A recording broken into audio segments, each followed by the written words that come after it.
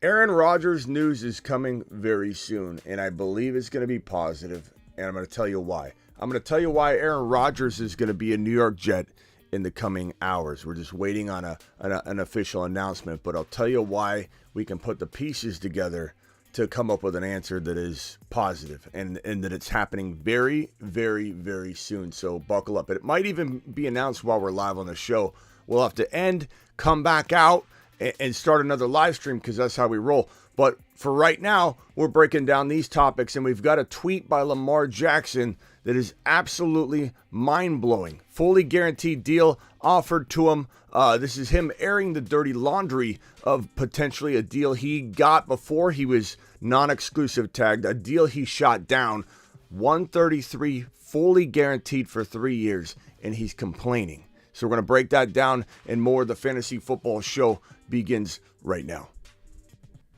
From the FantasyFootballShow.com studios, it's the Fantasy Football Show live Monday through Friday, 7 p.m. Eastern. Take a lap. What is up, everybody? My name is Smitty. You're watching the Fantasy Football Show. We've got a lot to talk about. We have an awful lot to talk about. You can see all over my screen all this news. This is all new news. This isn't old news. We're going to rehash. This is all something new to a degree. Let's see here. There's more on this Lamar Jackson stuff. I really want to talk about this in a second, but let's hit the Aaron Rodgers stuff first. Lamar Jackson's piece is probably one of the most interesting pieces of news we have today. It's crazy. True Penguin first in the building. Mario second. Jeb, appreciate you all. Jimmy, file on in. The OJ, Joe, Gary, Jimmy, TM42, file on in. Hit that like button on your way in the door. So Aaron Rodgers, this is happening, guys. This is happening. There are so many pieces and puzzle pieces and indications and indicators everywhere right now that tell us that Aaron Rodgers is coming to New York. It's happening today. It's happening quite possibly in the next hour or two, maybe 2 hours. I'm sitting here refreshing to make sure that I have Twitter open, and I've got all my notifications. I got all my text messages, all my connections that I do have that have connections, a lot of that source stuff, which I don't like to use a lot of the time, but everybody has sources. But we talk about it. You don't always claim sources, but your boys got some. We all got sources, right? Trey Wingo is the guy I'm trusting. Trey Wingo sent this out yesterday. It was yesterday, and he got blasted and roasted when he put this out, saying hearing Rodgers to the Jets is done. History about to repeat itself between New York and Green Bay. Time is indeed a flat circle. And then nothing happened all day. He tweeted this a lot earlier in the evening, and this sat out there. And everybody started saying, I believe in Wingo. I don't believe in Wingo. Wingo's full of crap. Wingo, what are you going to do when you retire now? You've ruined your reputation. Wingo, we believe. We are Team Wingo, we believe. Why? Because this guy's been right about other things tied to this situation. He's got a real good connect because he knew Woody in the Jets brass was getting on a private plane and flying to Aaron Rodgers before anybody else knew it. And we've seen Sauce Gardner put out tweets where Sauce Gardner says, you should look at the smile on my face right now. And then we got news like this. Obvious stuff, people. Very obvious stuff. NFL Network, Ian Rappaport reports Randall Cobb could be a part of the deal that brings Aaron Rodgers to the Jets. Randall Cobb's getting worked on, okay, to come on over. And then on top of that, look at this little number. This right here. Yeah, the Jets are actively working to reach an agreement between Packers free agent wide receiver Allen Lazard. So Lazard's coming over. It's clear as day this thing is lining up. Aaron Rodgers will be a New York Jet by the end of the day. And he's made it very clear that there's a deadline to these things, his words, roughly paraphrasing, maybe accurate. And so you've got this thing just getting mapped out. You got Wingo telling us it's done. We got Ian Rappaport and Adam Schefter looking like their panties are in a bunch because Wingo's dropping this news before them. I'm watching Schefter on NFL Network right now, and he looks like he's so uncomfortable to be around other people talking about this stuff because he feels like this is my wheelhouse. You're stepping into my wheelhouse. They got analysts explaining their thoughts on the Lamar Jackson trade. And I look, I've always loved Ian Rappaport, and I still love him. He's a cuddly little teddy bear. And I still believe in him. I still trust him way more than Schefter. I like Schefter. I don't hate Schefter. I just trust Ian Rappaport way more. But now I'm starting to trust Trey Wingo more than both of them, because when this man speaks, I believe there's truth coming out. And yeah, we can disown him if he's wrong. That's fine. I understand. But I think all of these puzzle pieces are clearly lining up. This thing's going to be slapped together, fully complete, puzzle complete by the end of the day, if not in the next hour or two, or even while we're on this live stream. But I'm sitting here watching Schefter, Rappaport kind of get all flustered that people have information that they don't have. Or maybe they have information they have, but they've been told to keep it quiet. And so we've talked about that all last night. I fully believe this is getting done, and it's getting done very, very, very, very soon. Okay, let's hit the news desk for more information on Lamar Jackson. From the fantasyfootballshow.com news desk, here is your breaking news. This one is so crazy and interesting. Again, we'll get back to Lamar. We have the whole show to talk about Lamar, but I want to get through the news in a pretty rapid fashion and circle back to talk all about all about A-Rod. Lamar Jackson put this tweet out, and this is crazy. Ian Rappaport said this is interesting, and Ian Rappaport was on NFL Network saying that he had heard that there was a shorter offer that was offered fully guaranteed. There was a longer offer not fully guaranteed. A bunch of different versions of offers sent Lamar's direction, all of which he rejected. And everyone's been ripping Lamar for not having an agent, rightly so. Lamar, you need to have an agent. You cannot navigate these waters in free agency, especially as a non-exclusive tagged player. You cannot navigate the back channels to get the fake interest, the facade interest, to then trigger a bidding war. There's so much involved you don't know. You think you know. You think you've got this all handled.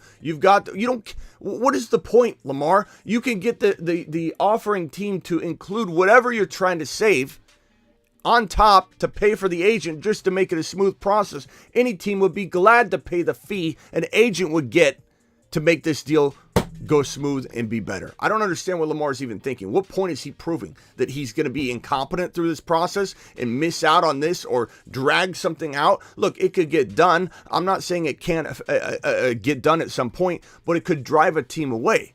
And so there's so much that's driving me nuts in this free agency period.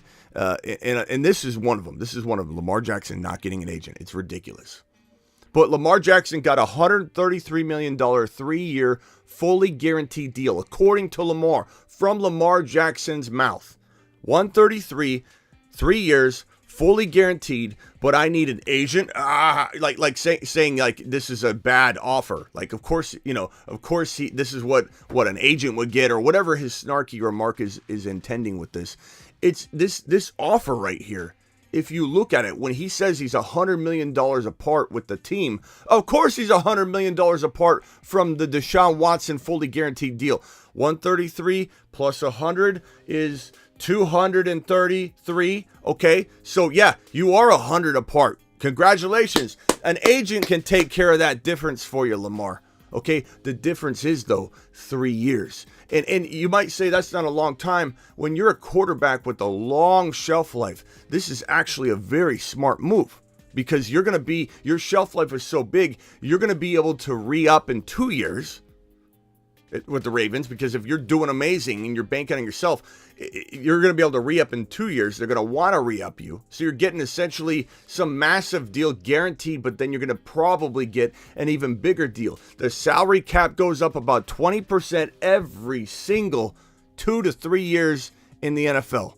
Lamar Jackson would land a monster next deal 2 to 3 years from now, 2 years from now, a re-up, 3 years from now when he hit free agency again, if he ended up hitting free agency. He also could, if he wanted to, package in, you can't tag me. You can't tag me. That way, after 3 years, 133 guaranteed, I get to go wherever I want, however I want, and sign a new 5, 6, 7 year deal. So this is actually a phenomenal offer when you break down that it is the same context as the Deshaun Watson deal, $230 million guaranteed, but a 133 proportionately on a 3-year deal. So this is crazy. Lamar's laughing at this. It's crazy Lamar thinks that this proves he doesn't need an agent. Like, I don't know what he's even saying. Is he saying, look, you think I need an agent? Look at this amazing deal I got, but I turned it down. Or is he saying, look at this horrible offer I got, and you think I need an agent? An agent's going to, I know it's horrible. I don't know what he's even insinuating. Maybe he's saying it's a great offer that he turned down. Look, he can do this without an agent. Maybe that's what he's saying. I don't know. All I know is he turned it down. He turned it down, and this is an amazing offer that fits his objective. He kind of wants to stay in Baltimore. I don't know why, because he's going to bust in Baltimore. He doesn't get the support he needs in Baltimore. Baltimore doesn't surround him with the pieces he needs, but this would be perfect for his objective. Maybe stay in Baltimore, feel kind of free for the future. He said that he wouldn't mind playing on the franchise tag for 2 or 3 years in a row. He said that in the past, about a year and a half ago. I don't mind playing on the franchise tag for 2 or 3 straight years, then signing my big fat contract after that. And he said that. So we know he's flexible with going 1, 2, 3 years, getting franchise tag, not getting franchise tag. Now he's mad he's franchise tagged. He's kind of been all over the place on this topic. But this is crazy news when you break it down, that per year, maybe he deserves a little more. Let's just say he does deserve a little more than that 133 on the 3 years. 133 divided by 3 is 44.33. So 44.33, technically speaking, he could probably get 47, 48, 46, up it slightly. But the fact that it's fully guaranteed might be why the teams brought down that number to 44, because it's fully guaranteed. You want a fully guaranteed that matches and mirrors Deshaun Watson. Here you go. It's just bite size. And on top of that, we don't even know if this was like the bigger deal, right? 133 for 3 years. Fully guaranteed on a 5 or 7 year deal worth 250 to 350 million, whatever it was. And then they said, you know what? You don't like that? You don't like the extra parts? Let's cut it down to just the guaranteed part. What if we offered you just that guaranteed part? You don't like the 5 year deal with only the 133 million guaranteed? Why don't we just give you the 133 million guaranteed on the 3 year deal? It's like they took the bigger deal and shrunk it down and said, why don't we give you just the guaranteed portion? We'll be flexible with you, Lamar. They've been flexible with Lamar. That is a very, very, very solid deal. Not having an agent is the biggest mistake this guy could have at this point in time as we navigate a territory in free agency with the non-exclusive tag that makes it vital to have an agent. It's absolutely madness. So that's crazy news. We'll get back to the Lamar Jackson stuff. We'll get back to more Aaron Rodgers, of course. Kelce, this is awesome news for those that have been in a total panic about this situation. Let me see if I can get this piece of news up. Oh, here it is.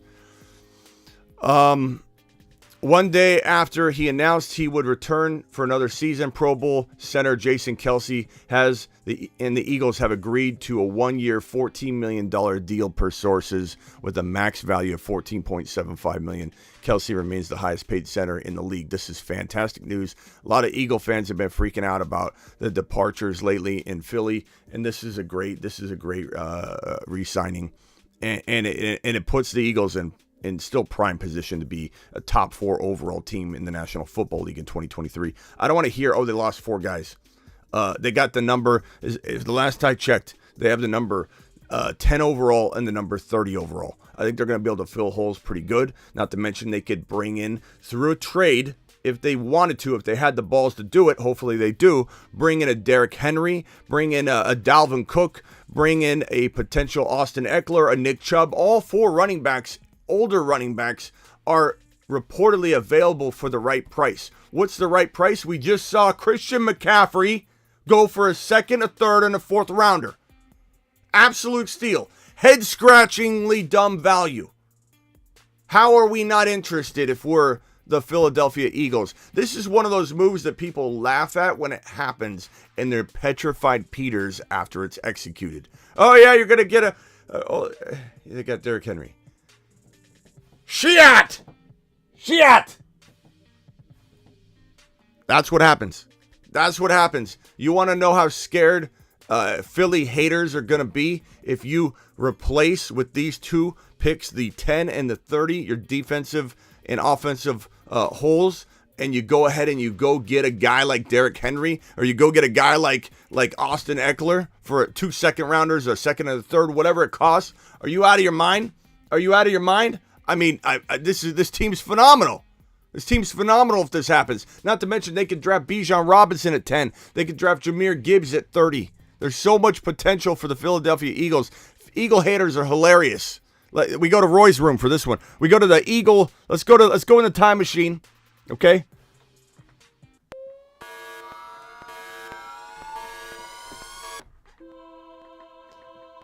Hey, Eagle hater. Psst.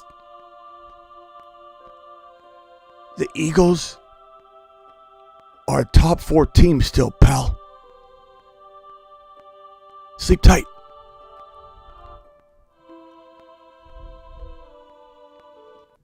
And now on to the Dalvin Cook news. Dalvin Cook, as I just alluded to, is potentially available for trade.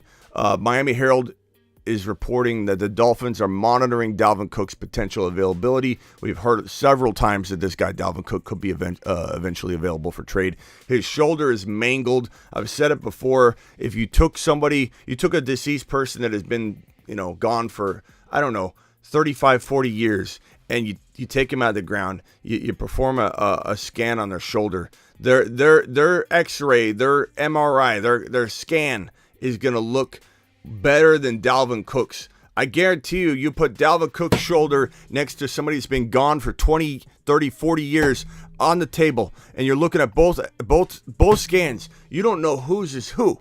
This guy's shoulder is mangled, but he has an amazing, unreal ability to literally get out onto the field and put on a flak jacket or some custom jacket to hold that ball in the socket and be kind of immobile with it and play as if nothing ever happened. This guy, it doesn't matter. He could literally rip his labrum in half and still put on a jacket. He's going to run himself out onto the field. So, I don't love Dalvin Cook for a long period of time, but you put Dalvin Cook on the Philadelphia Eagles for 1 year.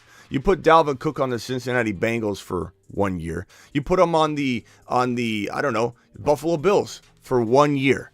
This guy's going to do well enough that it becomes one of those head-scratchingly, how did any other team not do this when they were trying to make a run at the Kansas City Chiefs, looking for a way to one-up the Kansas City Chiefs, because that's what everybody's after. Dalvin Cook, Nick Chubb, Austin Eckler, Derrick Henry, all old dogs, all available for crazy low, almost stupid value.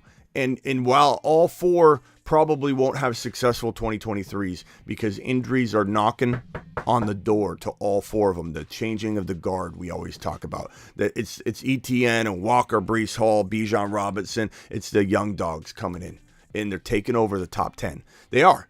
But it doesn't mean you can't put a Dalvin Cook, an Austin Eckler, a Derrick Henry, or Nick Chubb into an amazing spot and get an extra full year potentially out of them, at least to the degree that they help you win a Super Bowl.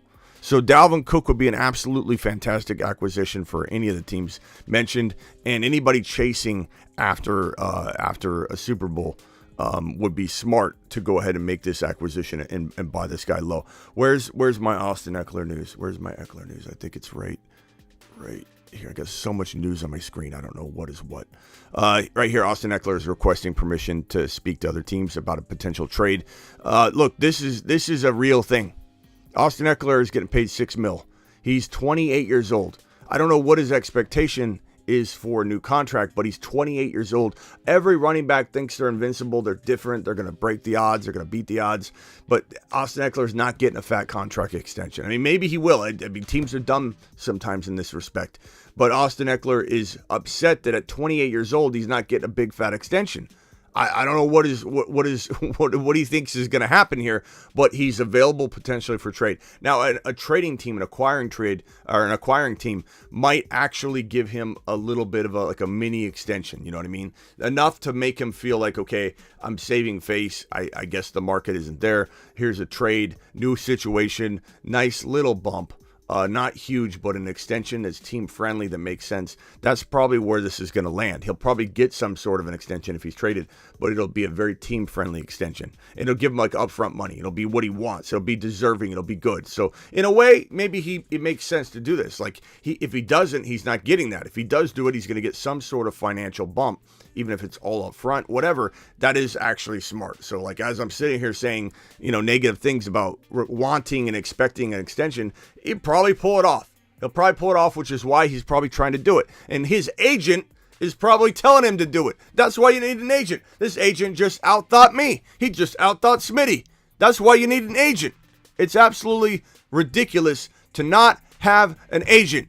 Lamar Jackson. Let's see here. We got Jakobi Meyers.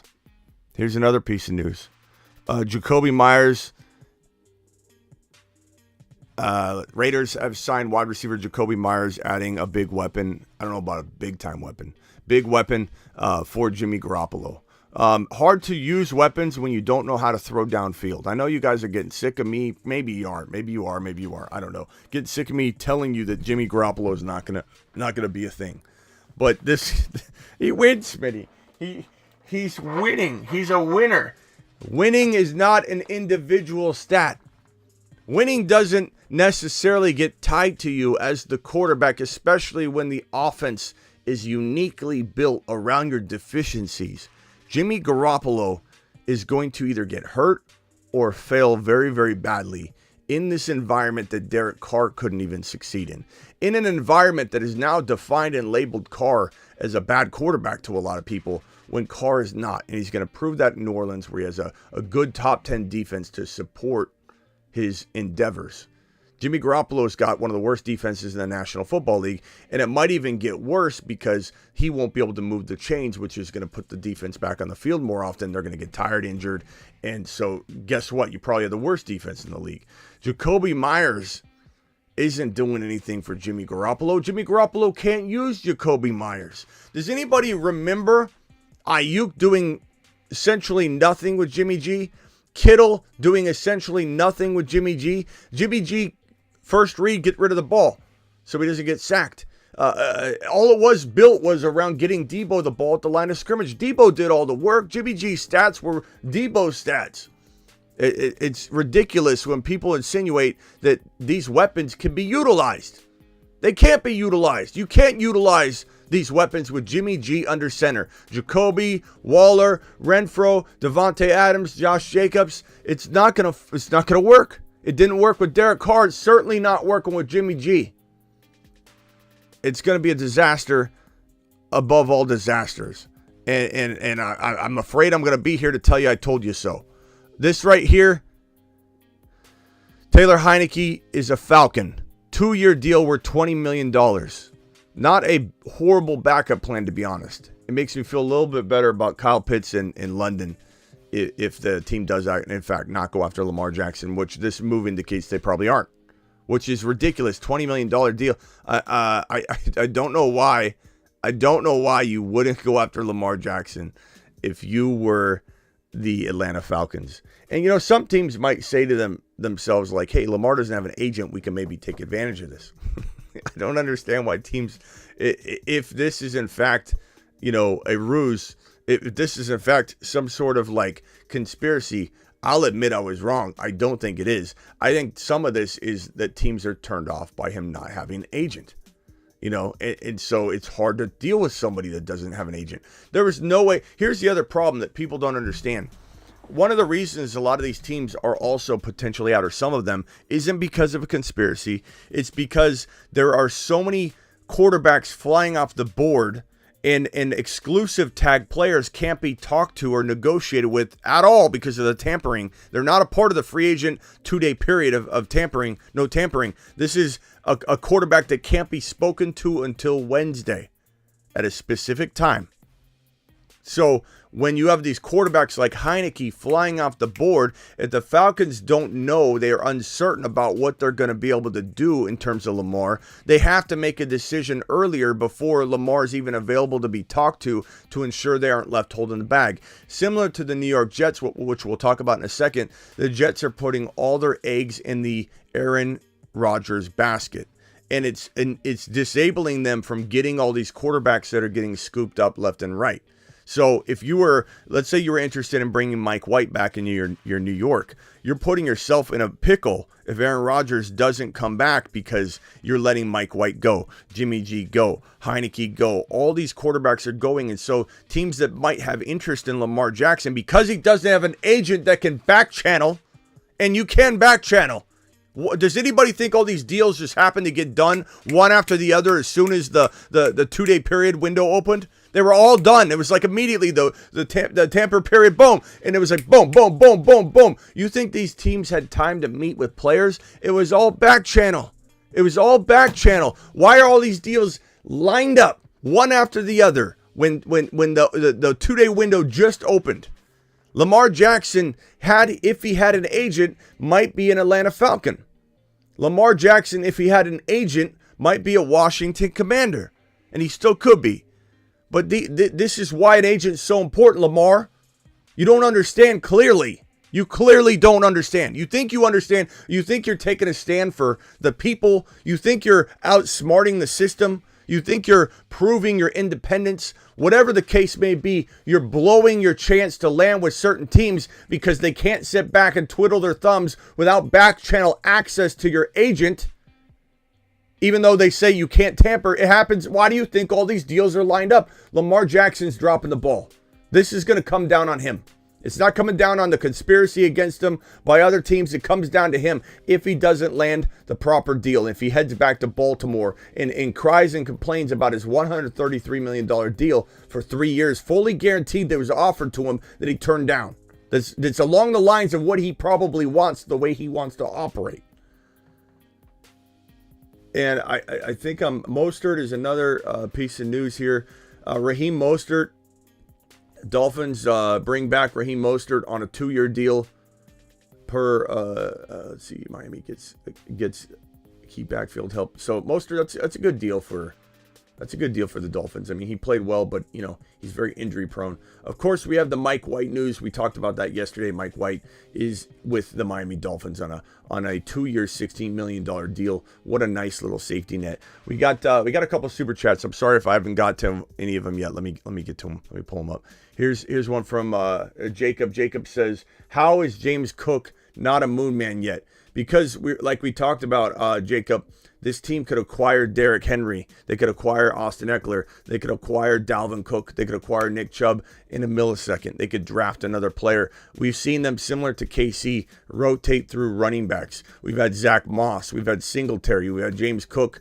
James Cook certainly is a sleeper candidate for sure, but you have no guarantees whatsoever that he's going to get X number of carries or the starting job or whatever. It could be a handful of different things going on. Now they rotate, and there's potentially that opening. And if we look at this running back free agency board, you're going to see there's a man on here, and that man is Devin Singletary. So he's not on the team right now. So there is a potential opening for more workload, but at the same time, this team is going to fill that vacancy. You almost want Singletary on the team versus them have a vacancy, because now they're going to go draft an RB.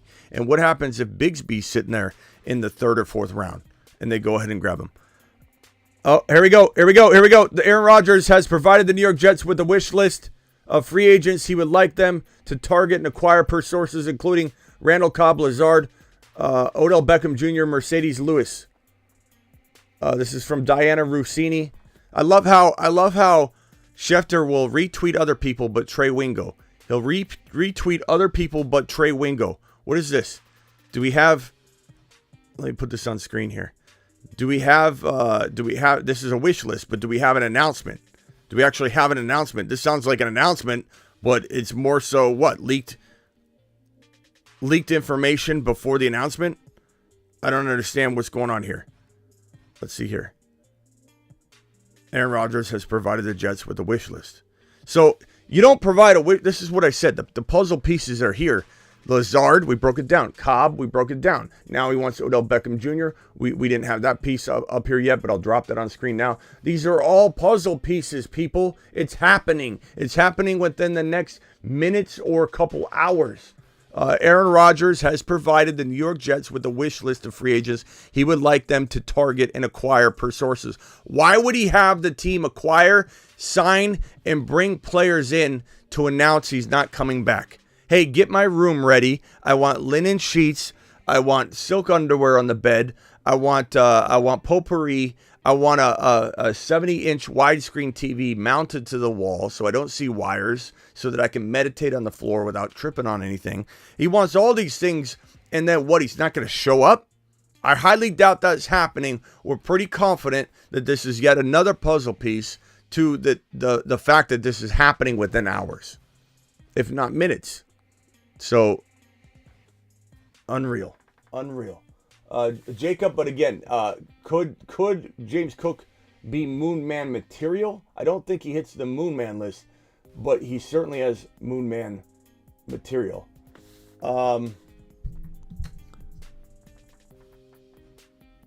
Y'all believe anything about what, Tyrell? What are we gullible about today? Do share or call in if you want. I'm not sure what we're all believing that you think is a gullible type of thing, but definitely call in. Smitty, do all these guys let's see here. Smitty, do all these guys the Jets, you mean? The Jets are looking to bring in worry you for Garrett Wilson. No, but I will say this, and I had this thought has crossed my mind. If you're Garrett Wilson and you're Elijah Moore, are you a little bit annoyed by that? Like, here you are supporting Aaron Rodgers, bring him in. We want you here, and we're going to relinquish our leadership role. Because, right, the leaders of this young team are Sauce Gardner, Breece Hall, and Garrett Wilson. These are the leaders of the club. And it's kind of like they're inviting Aaron Rodgers to come in and be their leader. You know, we're going to relinquish that to you because we trust you. And for him to want to bring in other assets that are pass catchers, it would annoy me a little bit to say, well, wait a minute. You know, we're inviting you in here to become our guy.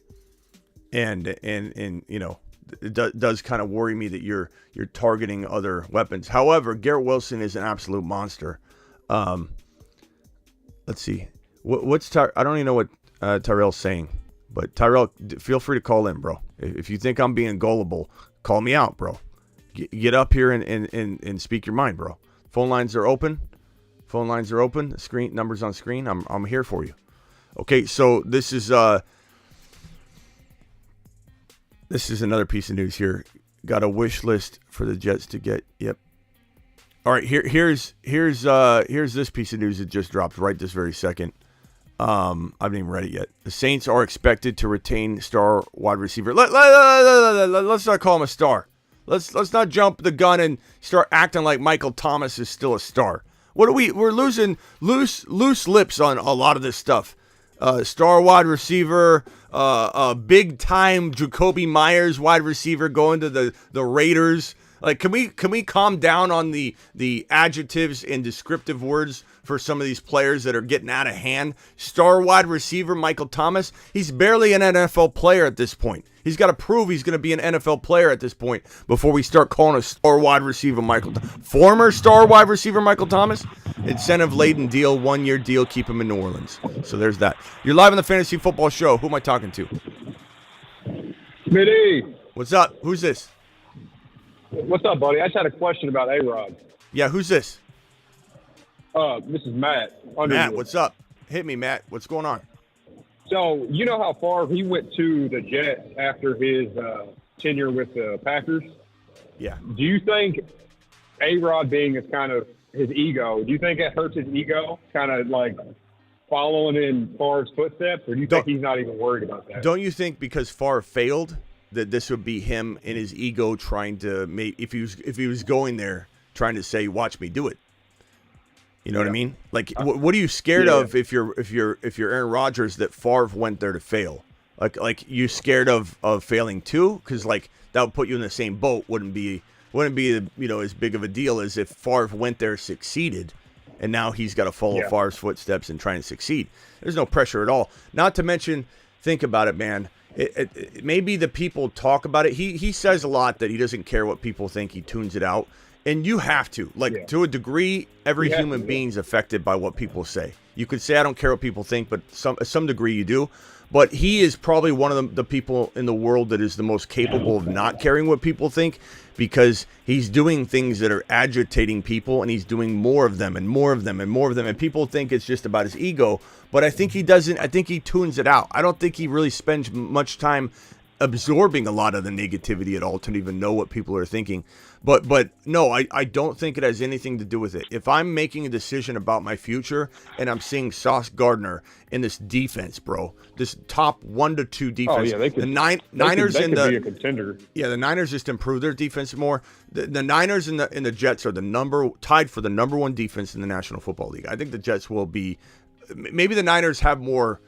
I don't know. There could be some statistic difference between the two, but my favorite defense in the National Football League is a Sauce Gardner-led Jets defense. You're looking at this defense. You're looking at Garrett Wilson. You're looking at Breece Hall. This is not something that you then reflect on Brett Favre and say, well, he failed there. What did he have? What did Brett Favre have when he went over to the New York Jets? Like, this is not even the same. It's a good point. A lot of people make that point, but... So what do you think? Okay, so... What do you think this does to not only Rodgers from a fantasy standpoint? What do you think it does for his upside, Breece Hall's upside, Wilson's upside? Heck, I mean, you can throw in Corey Davis, Elijah Moore. I know he's trying to get other people from the Packers to come join him, but does that kind of put Rodgers? Because on best ball, they got him like at the bottom of the tier, bro. Because they're waiting to see what he's doing, but. Underdog Fantasy promo code Smitty. Match up to $100 in your first deposit. Link is in the description of the video. When we go on and do Underdog Fantasy drafts, my guy, which we'll do tonight at midnight. If anybody wants to get in on that, you got to click this link. You got to get signed up ahead of time. Again, they'll match up to $100 in your first deposit. There's the link right there. It's in the description as well. But Aaron Rodgers is like QB 14, bro. He's like QB 14. You can forego the early quarterback draft strategy that we always love and deploy and talk about here on the channel. And everybody ripped us for years. Early quarterback, your quarterbacks, Smitty, there's so many quarterbacks that fall late. It's really a disadvantage. Don't you know? Aren't you smart enough? Haven't you been in the industry long enough to understand that drafting a quarterback early is a mistake? And we continue to beat a dead horse on early quarterback drafting is not a curse or a sin or a scarlet letter that you wear all season long if you deploy it. It is an absolute league winner if you deploy it right, as is waiting on a quarterback. We got Burrow in round 6 and 7. There are 100,000 different ways to win at fantasy football. There's no one way. But we defend early quarterback because it needs defending, and now the whole world loves it. But to your point, well, hold on. To your point, Aaron Rodgers being at 14 overall on Underdog, not only is he a great second quarterback and in best ball 1 QB, it's important to have 2 quarterbacks because it's optimal scoring. And if Burrow's your quarterback and he has a bad week, and Aaron Rodgers has 40 points on your bench, in best ball he's inserted for you automatically. So A-Rod's the perfect second quarterback in best ball on Underdog Fantasy promo code Smitty. And he makes a fantastic weight on a quarterback strategy. This guy could be a top 7 quarterback, to answer your question. He could be a top 6 to 7 fantasy football quarterback. I agree. And Garrett Wilson. Picking him up like late too, man. That's what's so good. Is like you can wait till. I mean, I think he's going like what round? I think he could be a QB1, man. I mean, with all the weapons, I know Rodgers statistically he doesn't ever put up like these flashy numbers. But, man, with all them weapons, I mean, I can't wait to see it, man. And Breece Hall coming off an ACL tear needs some room to run. He needs a little bit of help to get that burst back. It's going to take a little time. I think Breece will look very, very good from the jump. But it's going to be natural to be a little bit slower, a little bit less explosion just out the gate. And if you've got this spread out attack, Breece Hall can literally, without that explosion boost that he needs like midway through the year, he'll literally be able to scamper through wide open holes. So I think Breece Hall will be doing great things right from the jump. because the offense will be spread out. Defenses won't be able to focus on the ACL recovering Breece Hall. They're going to let Breece Hall be a wild card all game long for the first half of the season. You got Garrett Wilson, Elijah Moore. You're going to probably bring in Odell or Lazard or Cobb. Probably not all of them, but one of them. And honestly, with the way Elijah Moore hasn't stepped up, I love Elijah Moore. And I feel like Elijah Moore he was like the forgotten man. You know what I'm saying?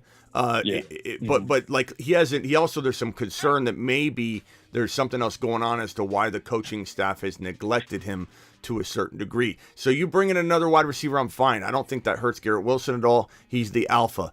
But Garrett Wilson's going to be laser locked on by Aaron Rodgers, and he's already been fast tracked based on his talent alone. But Aaron Rodgers will fast track him even further. I like to reference that this guy Christian Watson in Green Bay is entering 2023 as a sophomore, right? His second year. But in reality, his maturity in his game, he's actually, in my mind, entering his third or, he's like 3.5 years into his career. That's how much he's almost brought to veteran level based on playing with Aaron Rodgers for a full year. He went through so many ups and downs. What Christian Watson learned in one season under Aaron Rodgers, you learn that in like a year and a half, 2 years. I'm sorry, 2.5, 3 years. So do you think, because you know how like A-Rod is, he's very like with young guys, like in that Jets team, they're young, they're ready, I feel like he stepped on a lot of people's toes, like with Watson, Dobbs last year, like kind of not really taking them under like his wing and kind of just like showing them the ropes. I think he kind of, you know what I mean? Could that hurt Wilson and maybe even Breece Hall? Like if he, what's your opinion on that? I disagree. I think he took Watson under his wing that's what I was just explaining. I think he took Watson under his wing so aggressively that he's walking into his sophomore year like he's a 3.5 to 4 year player. He fast tracked. Okay, yeah. So was he hard on him? Yeah, he was really hard on him. He was very aggressive on the field. He screamed and yelled at him. But Watson learned. And the amazing part about Watson, why I love Watson so much, is Watson didn't cry and complain and do what like Diggs does on the sideline, yells at Josh Allen, thinks he knows more than Josh Allen. Watson, he went out there and balled, man. He listened to him. Aaron Rodgers yelled at him. Watson was disappointed in himself, dropped the ball, was horrible at certain spots during the year, and he bounced back and used it as momentum. By the end of the year, Watson and Aaron Rodgers were like this, bro, because he took it. He was receptive to it. So to answer your question, first of all, Breece Hall. When Chase, my bad, go ahead. Breece Hall and Garrett Wilson are so far along anyway. This isn't a situation where he's got to come in and like bottle feed them. These guys are already balling out. They're the leaders of this team. Yep. And so for me, Aaron Rodgers comes in and just amplifies everything that they're doing. And he's going to come into a different scenario where he's not going to be like, this is my territory, you're coming. He's going to go in a little bit like, hey, I need to earn your all trust because this is me coming into a new environment. I think he will be a little bit more receptive to that angle. But once he gets command of this team, he's going to be yelling and screaming at people in the field. And if you're Garrett Wilson, if you're like Christian Watson, you're going to be receptive to it, not have an attitude toward it. You're going to know that this guy knows what he's doing. And everybody calling him a diva, I get it. I understand. And I'll be honest with you. I'll be completely honest with you. If nothing happens today, I might start getting on board of okay, this is getting a little ridiculous. But at the same time, everybody calling Aaron Rodgers a diva. And I'd love for someone to call in, not to go at them, but just to have a conversation about it. But everybody calling Aaron Rodgers a diva, we are sitting on one side of this fence. We don't know the conversations the Jets and Aaron Rodgers have been having. You know what I'm saying? That's where I feel like everybody, even the comments in here, and I appreciate all of you. You guys know I love all of you out there. But there's a lot of Aaron Rodgers is a diva. I can't believe Aaron Rodgers is getting what he wants here. We are all seeing one side of this story be painted on the very, very outside and peripheral of this situation. We all have zero clue what kind of conversations the Aaron Rodgers and the New York Jets brass had.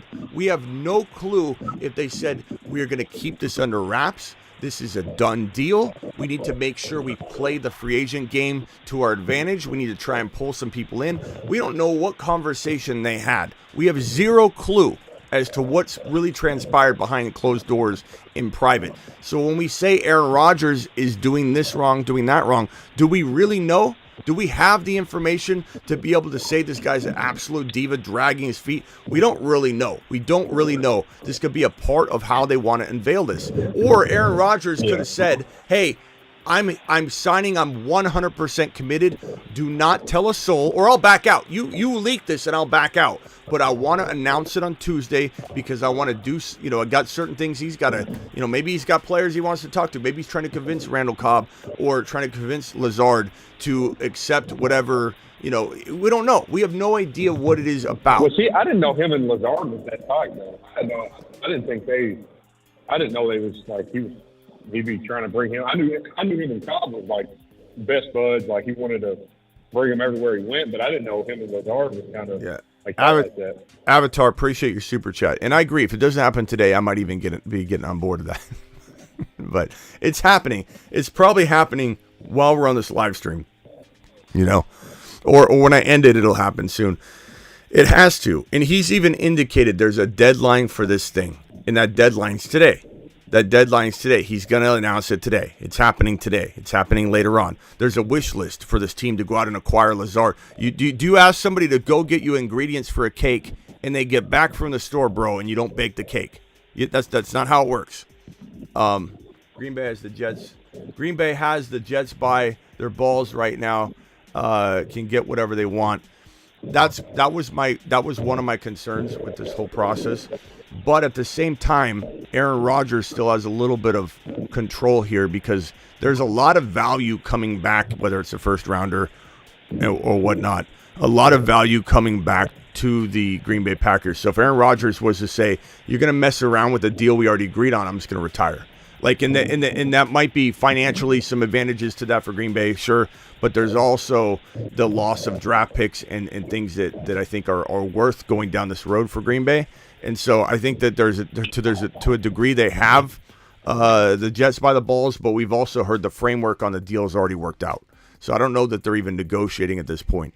Hey, what do you think about the news we reported on just a little bit ago about Mike Thomas? Mike Thomas restructuring his deal, reaching an agreement on a 1-year deal, $10 million, max value of $15 million. Does Derek Carr revive his career a little bit, or are you staying clear of Mike Thomas? I think Mike Thomas, man, if he can stay healthy, I think it's almost sad watching players like that kind of just their career kind of fizzle out like that, man. I hope he has a good year. I drafted him last year a lot in fantasy football. Kind of disappointed me. I've been drafting him a lot in best ball this year just because you can get him, like round 12. Yeah. Kirk Cousins restructured his contract. A lot of people saying he'd be on the move, and we knew he wouldn't be, and this confirms he's not going anywhere. Vikings restructured his contract. Yeah. So outside of best ball, I know you do a lot of fantasy football drafts. What's your how do you usually draft? You go into it, I know it all really matters on what pick you get. But let's say you get middle of the pack. Let's say you just 5 or 6. What's your strategy of going you go RB heavy or do you go receiver heavy? I know in best ball it's receiver, you need 3 of them to start and all that, but what's your kind of mindset whenever on draft day? Always best player available. And that doesn't mean by ADP. It has nothing to do with ADP. It has nothing to do with the suggested rank. That some people think take the top guy on the. No, you can just have your be auto drafted if you want to go that route. I'm saying that best player available is when I'm on the clock. If the best player available is Bijan Robinson, then it's Bijan Robinson. If I'm on the clock and the best player available is Tyreek Hill, it's Tyreek Hill.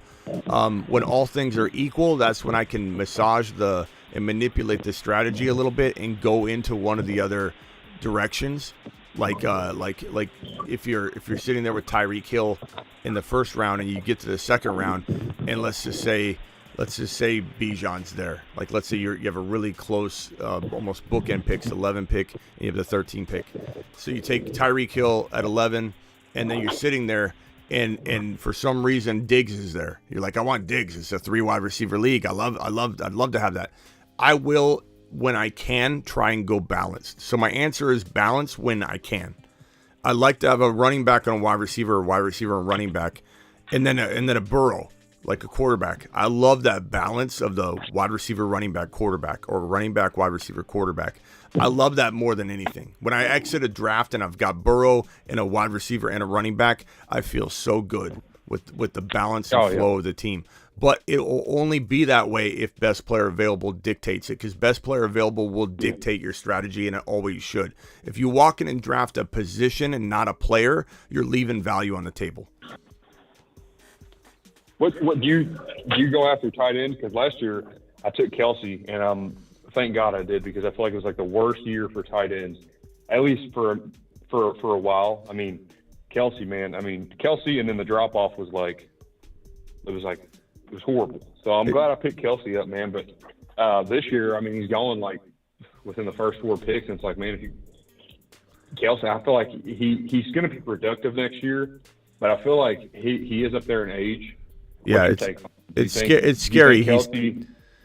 He's teeter-tottering on that. Like, does he have one more full year left or does he not? And I think when you go against that and say, okay, this could be his decline year, people are so scared of the pushback they get on that. Like, this is Kelce, are you an idiot? But like, it's gonna happen. You know, you gotta decide, do you want to risk it one more time? And then each year you're gonna say that, right? Do you want to risk it one more time?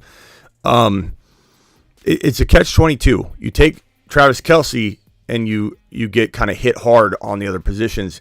And then you're not only chasing, you know, when you go like wide receiver, you're chasing running back all draft. You know, you're trying to catch up at running back. When you go running back, you're chasing wide receiver the entire draft. You're trying to catch up at wide receiver. When you go tight end in round 1, you have a huge statistical advantage at tight end, but you're chasing running back and wide receiver the entire draft. So it's a catch-22. Like, you can win that way, most certainly, if you land your sleepers. If you get Jahmyr Gibbs and Charbonnet, and you land like Kamara late, let's say, and you got this pretty unique, cool running back crew, and then you do get Watson, you get London, you end up scooping up all kinds of great wide receivers. All of a sudden, you got a really good squad. Like, you can win that way. But you can also, there's something to say for landing the next Travis Kelce or landing the next Darren Waller or next Hawkinson. And you got guys like Kyle Pitts who are so undervalued because people hate his quarterback situation. But he, you know, proved his rookie year. He's the best rookie tight end to ever come out of college. And he had the best rookie season in the history of the NFL.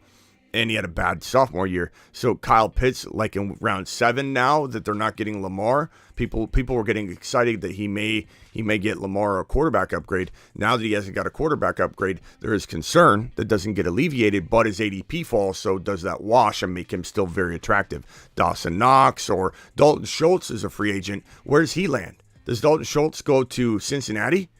You know, like, so there are opportunities to get a guy that can explode from his ADP, and then all of a sudden, you know, you have that Kelce advantage in a different way, and you're able to build. So there's no right or wrong answer. It just, have I drafted really good Kelce teams on Underdog Fantasy, promo code Smitty?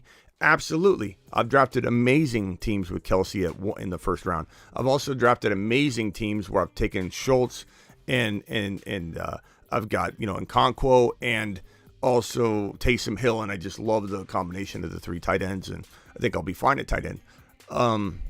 Best ball. What? I was gonna say, do you think the Chiefs go after a tight end this year?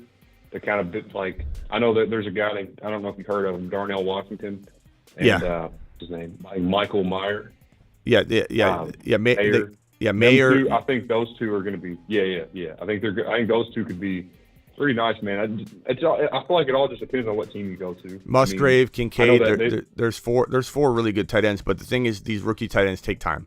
Rookie tight ends are not like wide receivers where they translate right away. They're not like running backs where they translate right away. Kyle Pitts is the only tight end in the history of the NFL. It's him and Shockey and a few others are the only ones to ever really translate fully their rookie year. And I think that you're going to be able to come back in and scoop them up for a steal walking into their sophomore years, because people are going to expect high, big things for them. But the Chiefs have Forston. He's a really good tight end. If Kelce went down, Forston would be a pretty good tight end. He's really, really good. They love him there too. But could they draft a Mayer? Sure. What do you think, like, the best, like, I'm a Chiefs fan, not a bandwagon. I have family there, just to throw it out there. What is your take, like, on Mahomes, the Chiefs? You know, I know. Like, was you rooting for the Chiefs in the Super Bowl? Was you rooting for the Eagles? I honestly haven't heard you say who you're like. Do you have like a specific team that you root for? I like huge football fan? I mean, I'm a Cardinal fan, but I'm when I wear this hat when I'm on this show, I have no ties or any obligation to the Cardinals or anybody else. I'm a huge fantasy football fan. I became a fantasy football fan before I even became an NFL fan. Like the day I started playing fantasy football was the first day that I started watching NFL football when I was a little kid. And so I'm so embedded in the players that I don't really have any sort of ties to teams when it comes to this. Like I will root for my fantasy player to score on the Cardinals, even if it costs the Cardinals the game. I have more loyalty to fantasy football than anything else. But that keeps me sharp though with what I'm doing, and it keeps me I don't have bias involved. And I like it that way. Yeah. I like the fact that I can totally compartmentalize it. I don't have to root for the Cardinals in my mind at all when I'm doing fantasy football. I really don't. But the Chiefs, I wasn't rooting for the Chiefs. I was rooting for the Eagles. I'm a big Jalen Hurts supporter. I was very passionate and aggressively coming at everybody that was really hardcore against the Eagles and trashing on the Eagles, running their mouth about the Eagles, saying that the Eagles were crybabies, cry Eagles cry, when the Eagles were literally a play away from winning the Super Bowl, and people that weren't even in the Super Bowl, fan bases that weren't even in the Super Bowl were complaining and crying and moaning, and they're the ones crying about the Eagles beating them or getting far. And so, like, I was rooting for the Eagles very, very much because of part of that defense mechanism that I have, where I'm like, let's defend Jalen Hurts, let's defend the Eagles. One more question, and I got to roll, bro. You're good. I was just going to say that the Chiefs, man, they was one play away. Or the Eagles was that play that Jalen fumbled and they scooped and scored. If they go down and score, that game was probably over. Yeah. All right, Matt. Hey, call back anytime, Matt. Phone lines are open, pal. I got you, brother. I'll talk to you, man. See you. Okay, Christian Silva, we're not going for a tight end. We already have Noah Gray. You got Gray, you also have Fortson. Fortson's good, bro. He's they really, really like him as well. But Noah Gray, you got Fortson, you're probably fine at the tight end position. Musgrave off waivers, and you'll be set at tight end. I like Musgrave. Musgrave's a very, very good prospect. Christian Silva with another super chat. Plus, we are more likely to draft a running back or a wide receiver. Yeah. Well, guys, I'll be back. 121. You still in here? Hit that thumb up button on your way out the door. We will be talking Aaron Rodgers very, very soon. I'll see you once that news breaks, and I'll be back live for it. So when Aaron Rodgers is officially on his way to becoming a New York Jet, please return here. We'll be discussing it, if my voice will even be around, because you can hear my voice leaving my body and my soul. I'm live Monday through Friday, every single Monday through Friday. I'm also live whenever news breaks, and I am also live at midnight pretty much every other night. One of those nights being tonight to do Underdog Fantasy Best Ball Drafts. Promo code Smitty. I'm going to drop the link in the live chat right now. That link has been dropped in the live chat right now, and it's also in the description of the video. Get signed up now because you won't get into the drafts tonight, the live Best Ball Draft that we do, if you aren't already signed up. So that link has been dropped in the live chat. It's in the description. Get ready, get prepared. The spots will go quick, and we'll get back here talking about this as soon as the news breaks on Aaron Rodgers or other news breaks. This is going to be a crazy day, I can already tell. I'll see you all later. Thank you all for the super chats. Christian Silva, you are the man.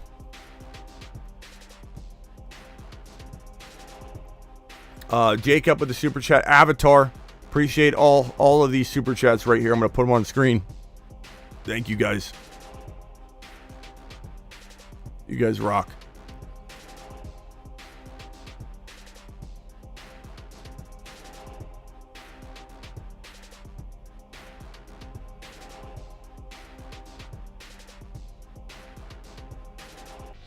Yeah, Nate, we already dropped that. The wish list. We put that on screen. All right, guys. I'll see you all later. Peace out. People are getting burrowed left and right, and people are going to remember it. Get burrowed.